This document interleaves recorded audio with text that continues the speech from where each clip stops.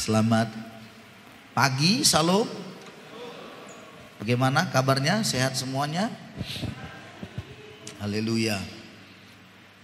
10 hari saya tidak berada di kota Gunung Sitoli. Saya berada di Kalimantan selama 5 hari. 1 hari di Medan, 5 hari di Kalimantan, dan 3 hari ada di Jakarta dan Bandung. Saya ke Kalimantan, saya ke Medan dulu. Pertama ya ingin melihat orang tua. Saya sampai pada hari yang Selasa. Saya langsung berangkat hari Rabu ke Kalimantan, Palangkaraya, melihat gereja kita di sana.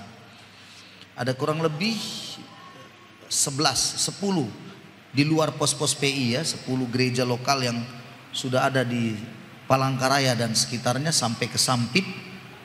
Dan kemudian saya melayani di sana karena Sinode meminta saya untuk membagikan, melengkapi mereka tentang buku yang sudah disiapkan oleh Sinode tentang pengajaran, dasar pengajaran gereja kita. Lalu saya ke Jakarta menemui teman saya di sana, dijemput dan sempat dengan makan siang bersama dengan Grace, anak kami, dan kemudian ke Bandung mencari tempat kosnya karena dia sudah akan berangkat kuliah ke Bandung pada bulan 8 ini. Oke, Tuhan memberkati perjalanan yang cukup melelahkan. Terus terang badan saya agak capek sekali sebenarnya. Dan kemarin saya diurut juga ya, dikusut begitu. Ya Tuhan sudah tolong sampai hari ini. Hari ini kita akan berbicara tentang sebuah hal yang harus disadari oleh semua orang, termasuk orang-orang yang sudah lama dalam melayani Tuhan. Jangan sampai kita salah atau terperangkap. Apa yang kita pelajari pada hari ini suatu hal yang penting sekali dalam kita menjalani hidup kekristenan kita. Saudara-saudara, banyak orang sudah bersusah payah bekerja, sudah bersusah payah melayani, sudah bersusah payah mengerjakan banyak hal. Tetapi pada akhirnya dia tidak bersuka cita, dia tidak menikmati apa yang dia kerjakan. Miris sekali saudara-saudara, saya menemukan ada banyak orang seperti itu. Bekerja menjadi tenaga guru misalnya, atau perawat, apa saja bidang keilmuan yang dia miliki, dia bekerja di bagian itu. Pedagang, bisnis, apa saja. Tapi sayangnya saudara-saudaraku, udah berlelah-lelah begitu rupa, termasuk melayani sudah begitu rupa. Namun sayangnya tidak menikmati, tidak dia mendapatkan penguatan dalam hidupnya. Itulah yang sungguh miris yang saya lihat dalam kehidupan kekristenan. Pernahkah saya mengalami hal yang seperti itu? Pernah saudara, beberapa kali saya mengalami itu. Dalam pelayanan yang sudah 25 tahun. Dan saya tidak berhenti terus melayani Tuhan. Dan saya menemukan diri saya juga pernah mengalami kekeringan. Saya kering, saya merasa ada apa yang salah Tuhan. Saya sudah bekerja, saya melayani, saya mengerjakan pekerjaan yang semuanya itu pastilah sungguh amat baik. Tapi kemudian saya tidak menikmati pelayanan yang saya kerjakan. Apakah saudara-saudara pernah mengalami itu? Atau mungkin hari ini Anda sedang mengalami itu. Dan apa yang saya katakan sedang terjadi pada saudara pada hari ini. Dan biarlah hari ini kita belajar betul-betul. Saudara-saudaraku, satu pelajaran berharga. Kalau kita belajar ketika Yesus ada di dunia, dia menemui yang namanya Maria dan Marta. Kita semua tahu kisah itu bukan? Maria dan Marta itu kakak beradik. Dan di mana saat itu Yesus datang, yang ajaibnya adalah Marta itu mengalami sebuah kebingungan. kemarahan karena Maria duduk dekat kaki Yesus katanya. Dalam Injil Lukas pasal 10 ayat 38 sampai 42. Injil Lukas pasal 10 38 42. Dan waktu itu Maria duduk dekat kaki Tuhan.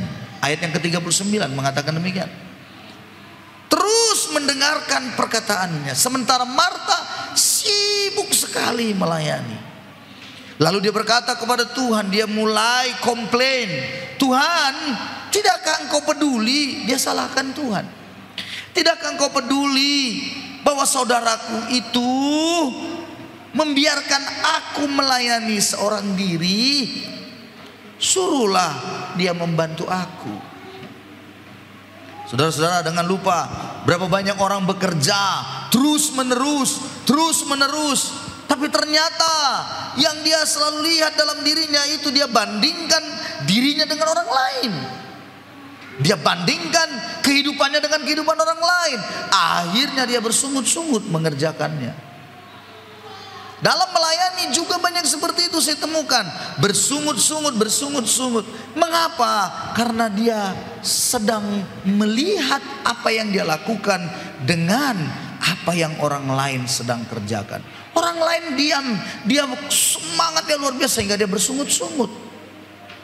Dan seperti Marta, dia berkata kepada Yesus, suruhlah dia membantu aku.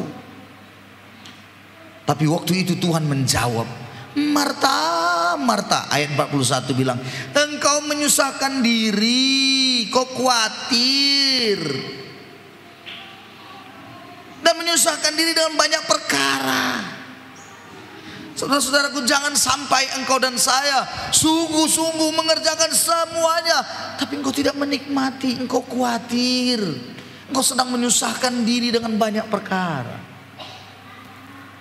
Dalam segala sesuatu yang kau kerjakan, kau tidak pernah puas, selalu saja khawatir dalam menjalani hidup. Hati-hati saudara-saudaraku.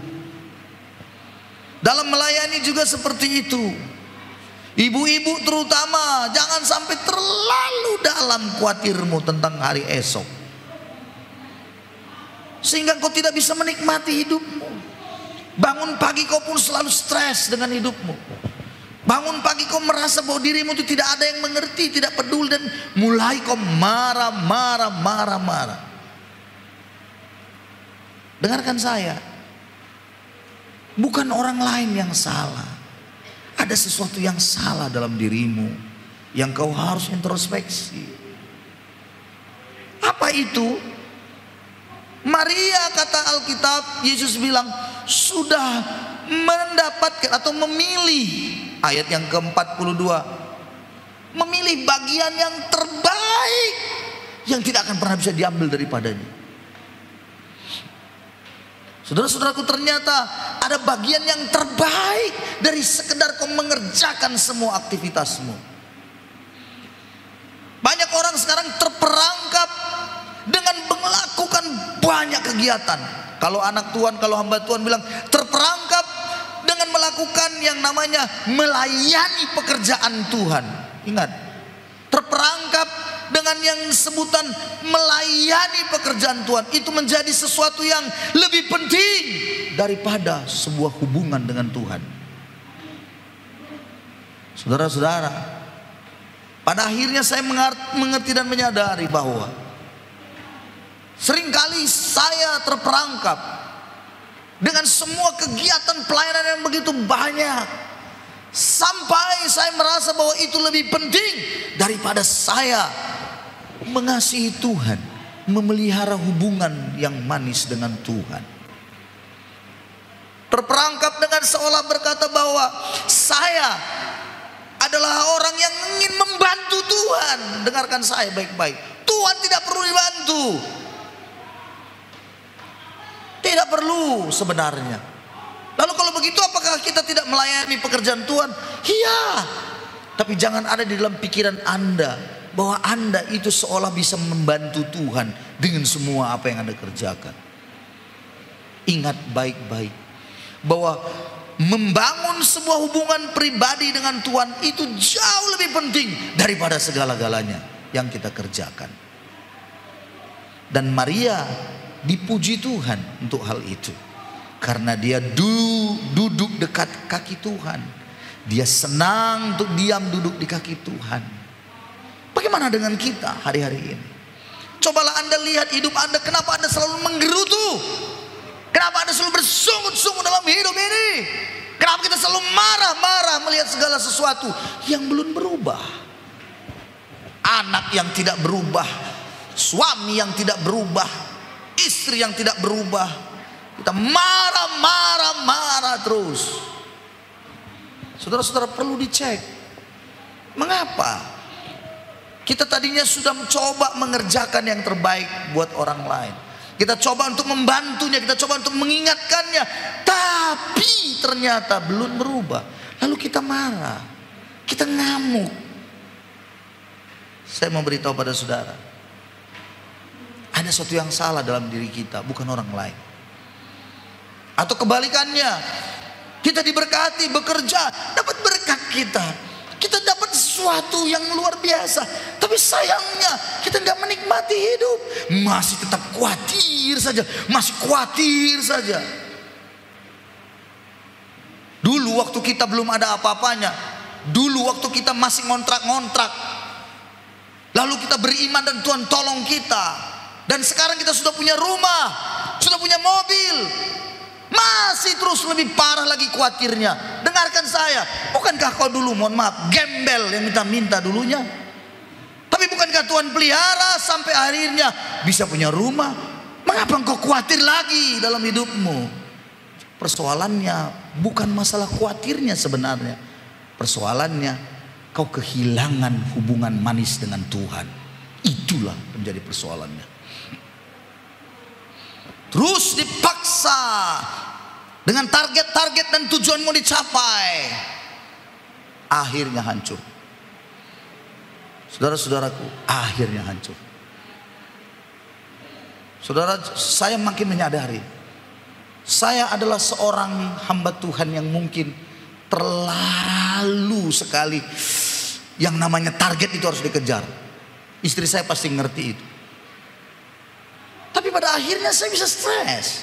Target dipasang, bagaimana pelayanan tahun depan begini, yes, itu harus. Tapi rupanya bukan itu yang harus terutama.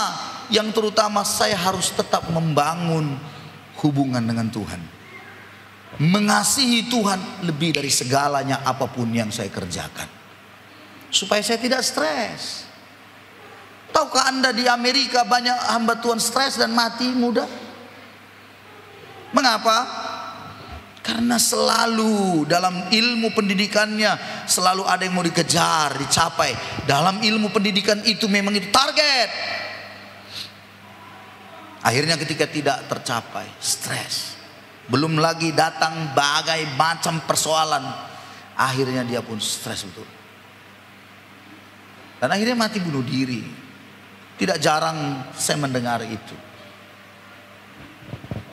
Maka oleh karena itu hari ini kita mau supaya kita kembali apa yang menjadi tema besar dalam bulan ini dan sampai bulan depan. Kembali kepada kasih yang mula-mula. Mari kita lihat, kita mulai. Tadi masih pembukaan saudara ya, belum aslinya. Ini haleluya, amin saudara-saudara. Gimana? Anda masih bisa? Anda datang kemari tadi bawa piring kecil atau piring besar? Atau Anda bawa talam besar atau talam kecil? Haleluya. Kalau Anda bawa piring kecil, Anda akan merasa kenyang langsung. Oh iya, oh puji Tuhan, haleluya. Udah kenyang Anda. Piring kecil yang Anda bawa. Tapi kalau Anda bawa talam belum penuh, Anda akan bilang, lagi Pak, mana lagi ayatnya? Itu keren tuh. Coba tanya kiri kanannya dulu. Kau bawa tadi piring kecil atau piring besar? Tanya dulu sama dia, kiri kanannya dulu. Wih, ini lebih mengerikan lagi. Baskom. Luar biasa baskom ya. Oke lah.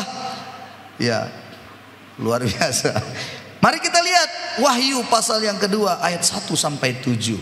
Mari kita belajar. Kita akan baca sama-sama ayat ini secara bersaut-sautan. Wahyu pasal 2 ayat 1 sampai 7. Saya baca yang satu, saudara baca yang kedua ya. Demikian bersaut-sautan. Yang pertama saya baca Wahyu 2 ayat 1 sampai 7. Kepada jemaat di Efesus, tuliskanlah kepada malaikat jemaat di Efesus, inilah firman dari Dia yang memegang ketujuh bintang itu di tangan kanannya dan berjalan di antara ketujuh kaki dian emas itu. Ayat yang kedua.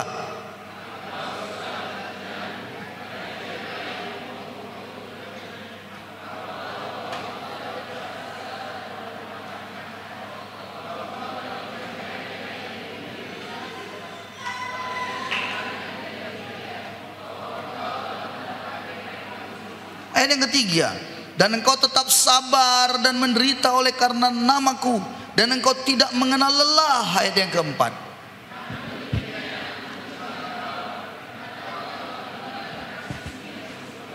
Sebab itu ingatlah betapa dalamnya engkau telah jatuh. Bertobatlah dan lakukanlah lagi apa yang semula engkau lakukan. Jika tidak demikian, aku akan datang kepadamu dan aku akan mengambil kaki dianmu dari tempatnya, jikalau engkau tidak bertobat.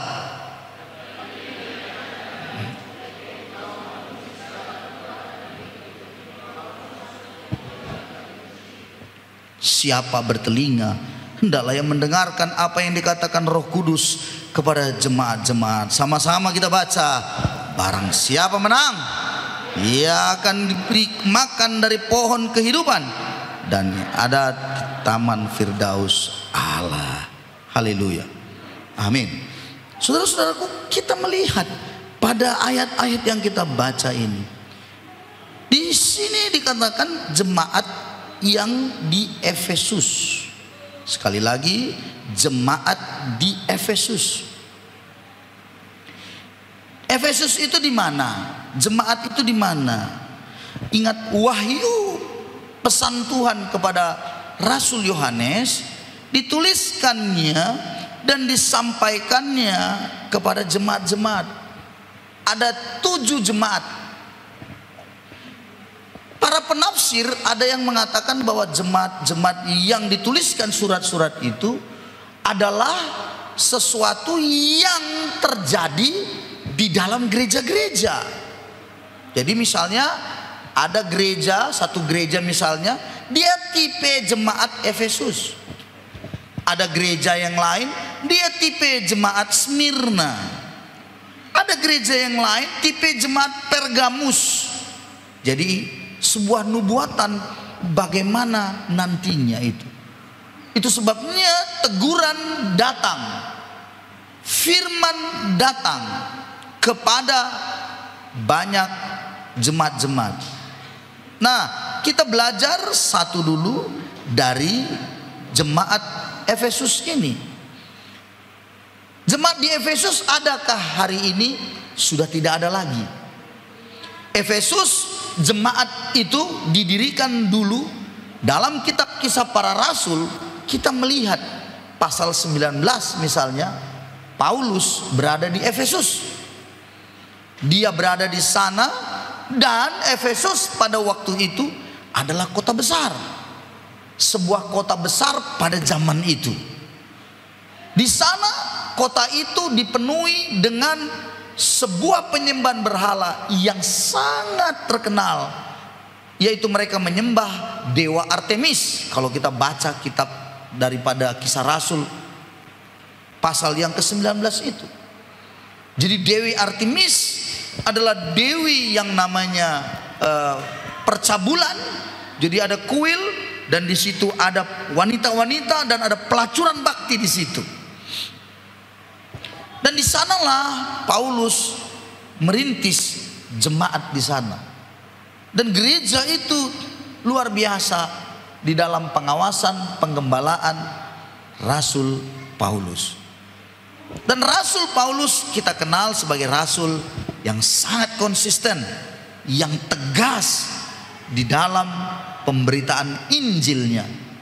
Dia tidak tedeng aling-aling, dia berkata dengan tegas sekali. Saudara, jemaat itu bertumbuh. Lalu jemaat itu melayani.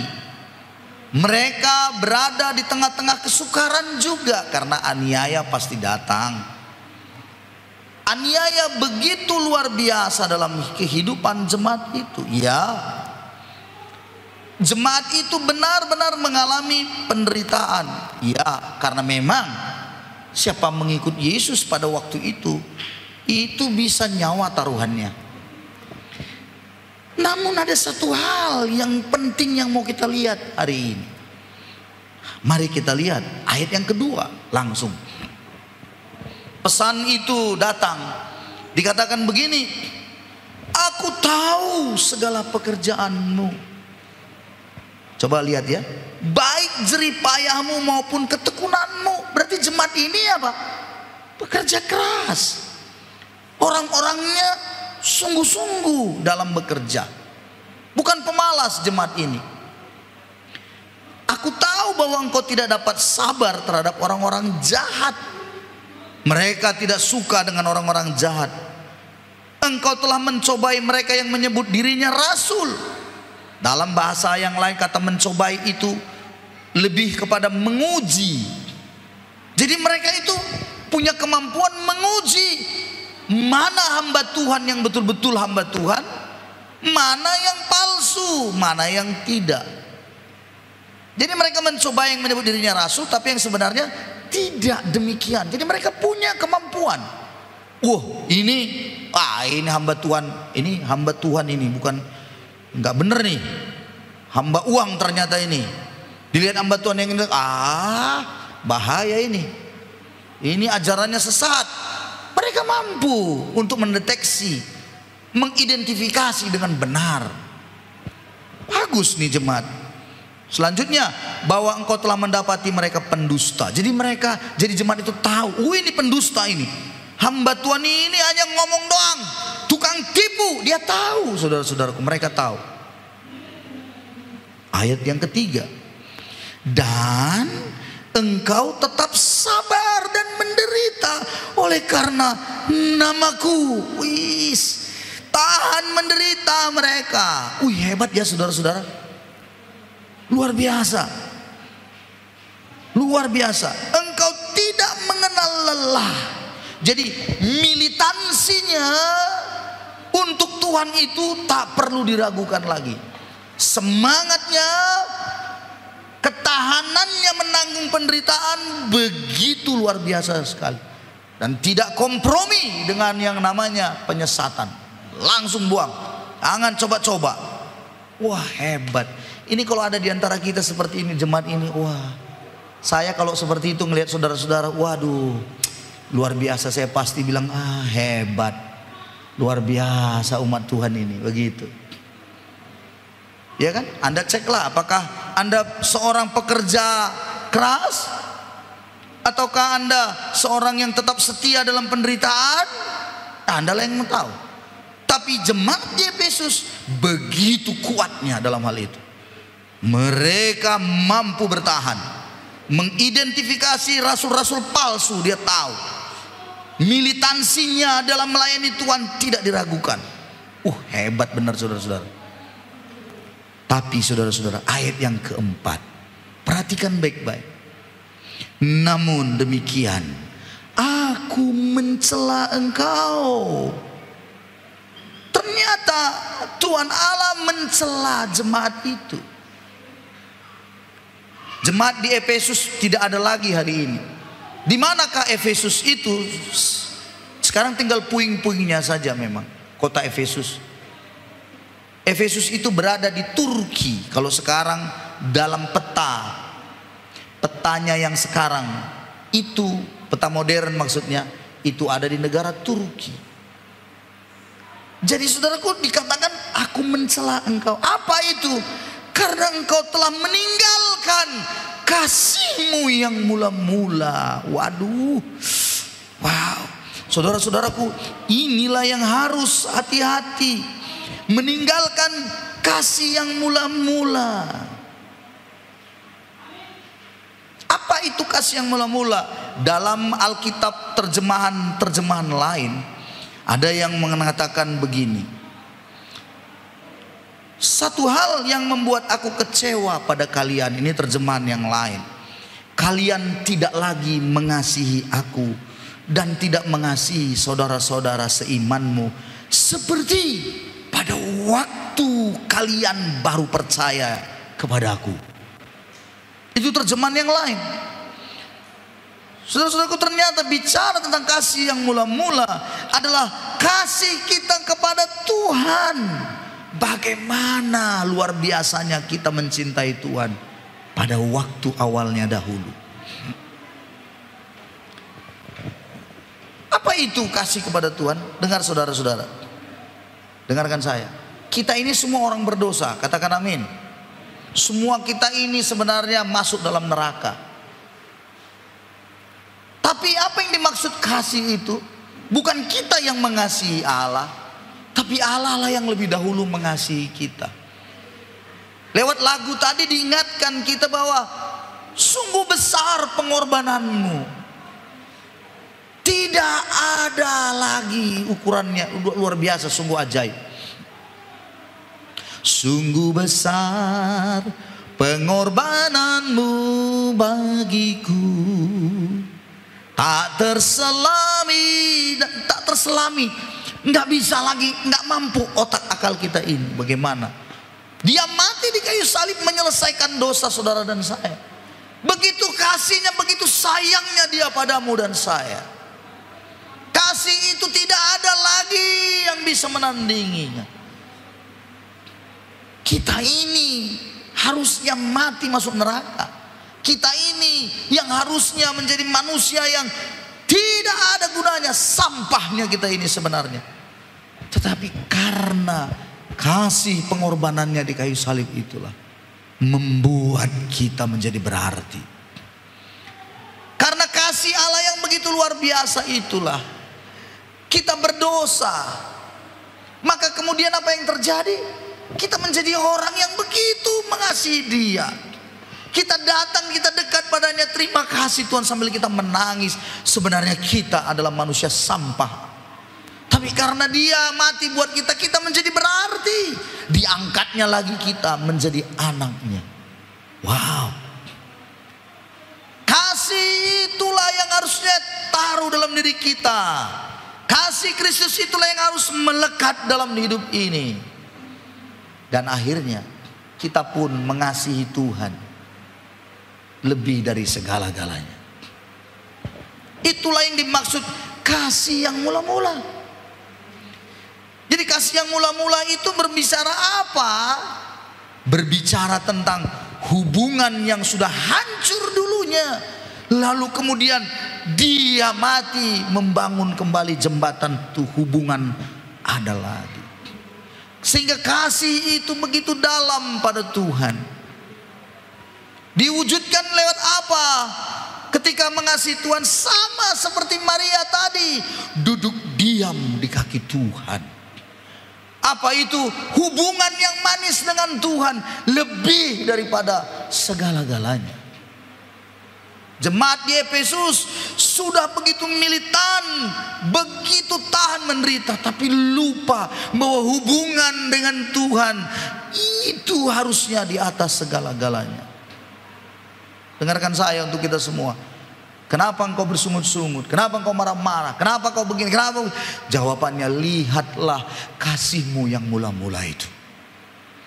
Kau tinggalkan kasihmu yang mula-mula, maka semuanya akan berantakan. Kau lihat, semuanya akan sepertinya tidak ada artinya yang kau lihat. Percayalah, duduk diam di kaki Tuhan itu jauh lebih penting. Itu sebabnya kenapa akhirnya saya mencoba untuk kita di gereja ini membuka sebuah link Zoom untuk doa bersama setiap Sabtu pagi jam 5 pagi. Untuk apa itu? Untuk mengembalikan lagi bahwa kita mau memiliki hubungan dengan Dia lebih dahulu daripada semua pekerjaan kita. Apa yang kau ingat pada waktu bangun pagi? Yang kita ingat bangun pagi pasti, ini belum kukerjakan, ini mau kukerjakan, ini banyak sekali. Apa yang Anda ingat pagi hari? Begitu Tuhan, Ada lagi ibu-ibu lebih parah lagi. Soya. Apa yang diingatnya? Lade kefe soya. Itu yang diingatnya. Uang langsung. Hilang tak kemana semua. Uang. Bangun pagi yang dipingatnya semua uang. Bagi seorang dokter apa yang diingatnya langsung pertama? Hah? Soya, berapa pasien yang kulayani hari ini? Pasien ingatnya, pasien. Bagi pedagang apa yang diingatnya? Hah? Hah? Engkau sudah mengatakannya. Bagus sekali perbuatanmu. Pedagang yang diingatnya langsung, berapa banyaklah pembeli nanti datang ini ya. Itu yang diingatnya. Harusnya kita begitu tahu mengingat kasih Tuhan luar biasa dalam hidupku. Dan engkau akan menyembah Tian. Dengar saya baik-baik. Waktu Anda menyanyikan lagu menyembah akan berbeda ketika engkau mengerti kasih Tuhan dalam hidupmu dengan yang kau hanya mengerti chord lagu. Beda. Nada dasarnya, liriknya akan berbeda. Sungguh besar. Kalau kau tidak mengerti kasih Tuhan yang sungguh besar itu, kau kan nyanyinya santai. Sungguh besar pengorbananmu. Tiba-tiba salah pemain gitar. Dan yang salah chordnya langsung Semana pemain gitar ini? Begitu langsung. Itu dia saudara-saudara. Tapi kalau orang yang mengingat kasih Tuhan dalam hidupnya, dia ketika menyanyikan itu dia akan sambil angkat tangan dan dia tahu betapa indahnya di dalam Tuhan. Makanya Daud itu hebat. Apa yang diminta Daud? Hah? Kaya. Apa yang diminta Daud? Pernah baca apa yang diminta Daud? Jabatan, tahta. Apa yang dimintanya? Dalam Mazmur 27 ayat yang keempat dikatakan begini. Sungguh alangkah. Apa katanya? Ayat 24. Satu yang apa yang dia minta? Sungguh apa yang dimintanya? Satu hal telah ku minta kepada Tuhan. Apa yang dimintanya? Hah? Diam di rumah Tuhan. Wish. Apa yang dimintanya? Diam di rumah Tuhan. Berapa lama? Seumur hidupku. Itu yang dimintanya. Bukan dimintanya berapa banyak keuntungan hari ini. Halo. Bagi pedagang, berapa banyak yang akan membeli hari ini dalam nama Yesus. Lalu berdoa, haleluya. Kirimkan dari utara, selatan, barat, timur Tuhan. Haleluya, haleluya. Nah itu yang diingatnya. Itu pedagang. Semua kita memikirkan yang bukan Tuhan lagi. Maka tidak heran kita gampang emosi dan marah. Tidak heran kita bersungut-sungut dengan semuanya. Stop. Saya minta hari ini kita selesai hari ini dengan semua persungutan itu, kekhawatiran yang begitu mengerikan itu. Datanglah kepada Tuhan dengan hati mengasihi Dia. Amin saudara-saudaraku. Kau bisa naikkan pujian, kau angkat tangan. Sungguh besar pengorbananmu bagi. Lalu tak coba buka lagunya Bang, kita nyanyi lagu ini, coba ya. Tapi dari dasar hati mengasihi Tuhan. Amin. Bagaimana dasar apa? Hati yang mengasihi Tuhan. Coba lihat. Dua ya. Sungguh besar pengorbananmu bagiku, terlalu dalam untuk dimengerti. Sungguh besar,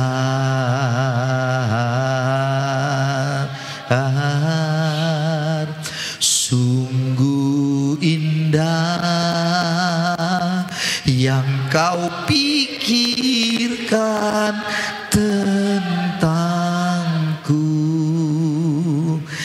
tak terselami bagiku. Sungguh indah dalam sikap doa naikkan pujian ini. Sungguh besar pengorbananmu, ya Tuhan, terima kasih. Tak lu dalam untuk dimengerti,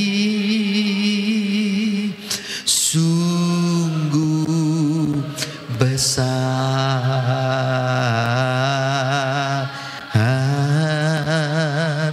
sungguh indah yang kau pikirkan tentang. Amin Tuhan. Tak selami bagiku, sungguh indah. Dalam sikap doamu hari ini, siapakah dari antaramu yang hari ini merasa kau lelah, kau letih dalam kau menghadapi semuanya? Kadangkala kau sudah merasa jenuh. Adakah engkau orang yang seperti itu hari ini? Melihat apa yang selalu terjadi di depan matamu. Mungkin kau sudah mau marah melihat semuanya hari ini. Adakah engkau hari ini datang dan berkata, Tuhan, ini aku. Aku mau mengingat pengorbananmu yang luar biasa. Biarlah kasihku yang semula kembali bangkit dalam hidupku Tuhan.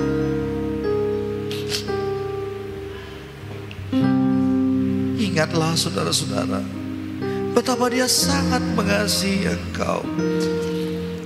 Yang indah yang dipikirkannya tentangmu.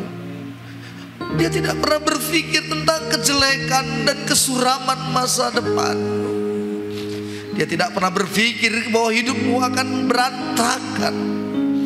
Dia selalu berpikir yang indah tentangmu.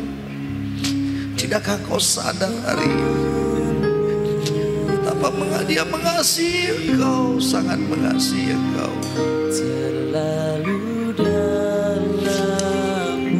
Kalau ada di antaramu yang hari ini merasa betapa berat karena kala yang dihadapinya, kadang-kala dia tidak bisa menikmati hidup lagi dengan apa yang dia alami.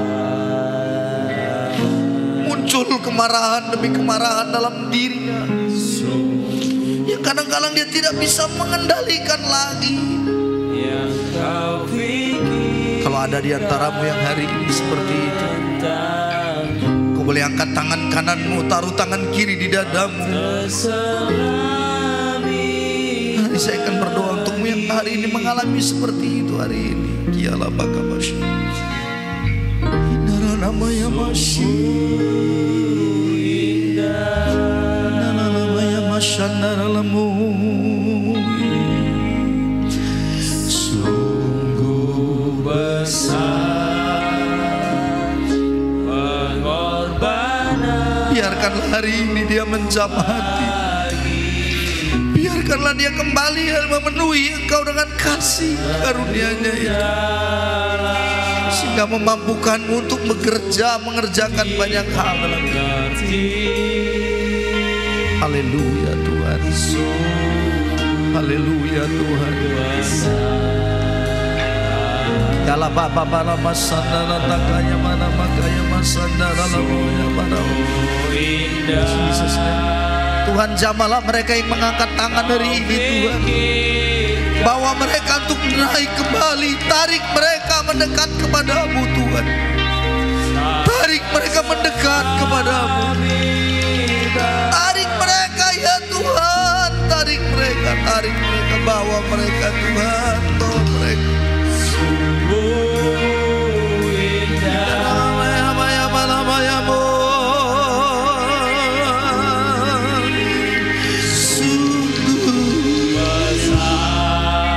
Besar Tuhan pengorbananmu bagiku, terlalu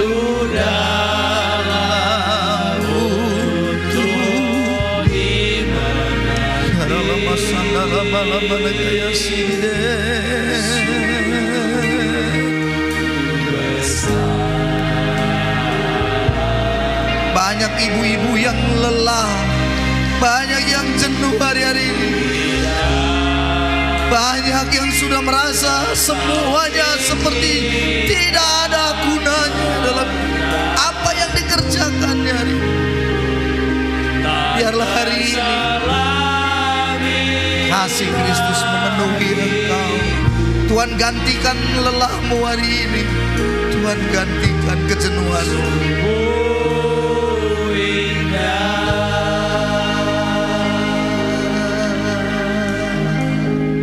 Saudara-saudara, sebelum saya akhir dan kita akan lanjut, saya bertanya padamu, adakah engkau yang hari ini berkata kau perlu didoakan? Mungkin benar sekali engkau rasa betapa beratnya engkau alami. Saya beri waktu hari ini 1-2 menit, kau boleh datang ke depan dan biarlah saya berdoa untukmu hari ini. Kalau ada di antaramu yang ngalamin itu, memang benar-benar dia butuh topangan doa hari ini, biarlah kami berdoa untuknya. Kau bisa keluar dari kursimu dan kami akan berdoa untukmu.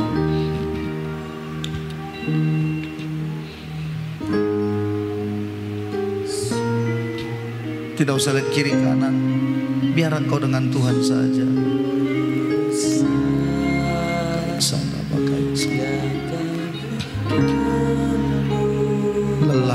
Lelah, engkau lelah. Tuhan, angkatlah tanganmu, angkatlah tanganmu. Saya memberi waktu lagi, siapa lagi saya akan berdoa untukmu hari ini. Biarlah Tuhan mengembalikan lagi kegirangan di dalam hidup.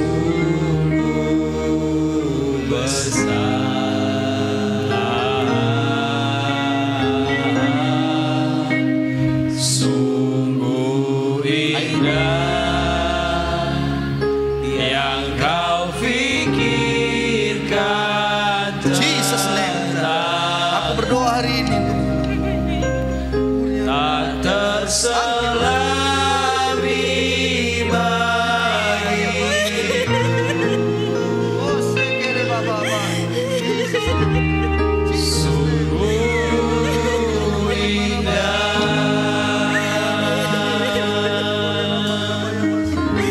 Gantikan jenuhnya, gantikan hari ini kelelahan, gantikan hari ini kelelahan. Jenuh Tuhan, Yesus gantikan. Terima kasih. Terlalu dalam Ya Bapa, mengerti. bersusah payah, bersusah mengandalkan kekuatan hari ini sama Bapa ini.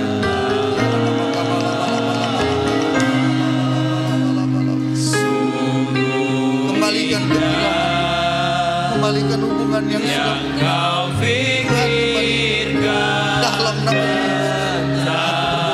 Kuatkan hubungan dalam nama tak Yesus. terselami bagimu. Pergumulannya bertahun. Tuhan, aku percaya dosanya sudah kuat. Pergumulannya terus hari-hari ini Tuhan. Tolong Tuhan, buat hari ini bersemangat kembali. Tuhan bersemangat kembali. Terima kasih. Terima kasih Yesus. Kuatkan dalam nama Yesus. Oh, haleluya. Yesus, kuatkan teguh. Terima kasih. Kuatkan dalam nama Yesus. Terima kasih. Bangkit. Jesus name. Jesus.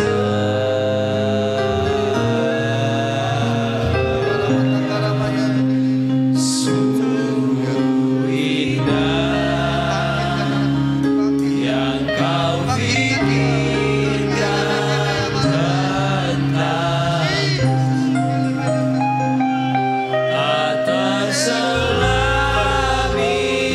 bagimu.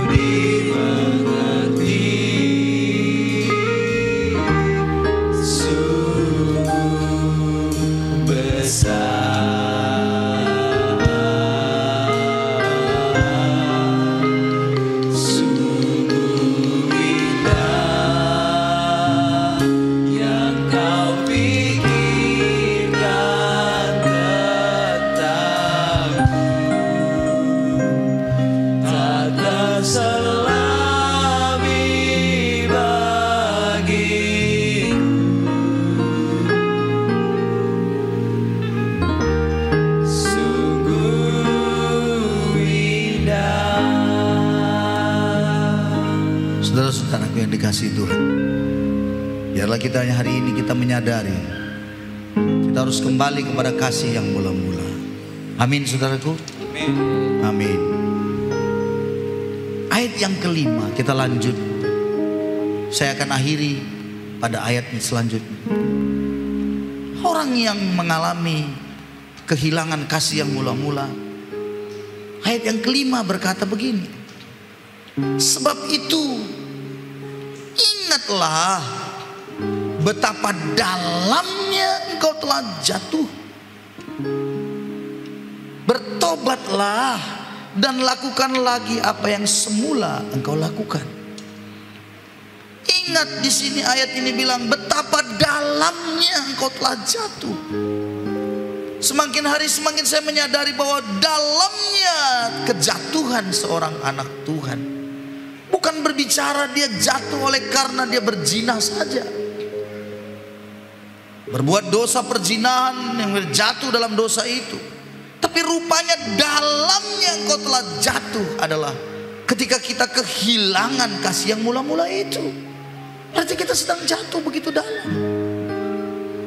Oleh karena itu hari ini saya berharap jangan lagi saudara-saudara, bertobatlah dan lakukan lagi apa yang semula engkau lakukan.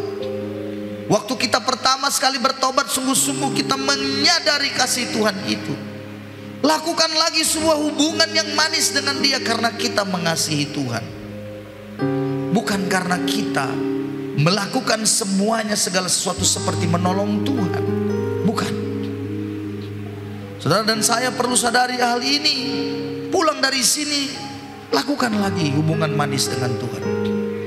Bagaimana itu Pak? Ya lakukan penyembahanmu lagi, naikkan pujian penyembahanmu lagi, angkat tanganmu kepada Tuhan. Saudara, orang yang mengasihi pasti tidak akan pernah memikirkan waktu. Memang waktu dulu saya dengan istri, saya di sini, dia di sana di Medan. Waktu dulu belum ada handphone, tapi begitu aku tuliskan surat melalui kantor pos, itu luar biasa lama itu dibacanya.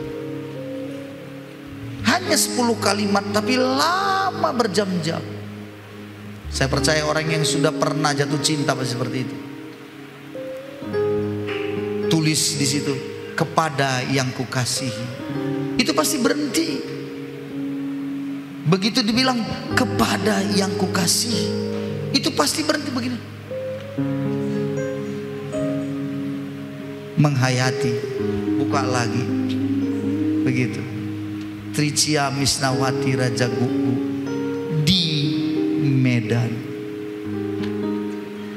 Begitu saudara. Begitu juga dia kepada abangku yang kukesayangi. So sweet.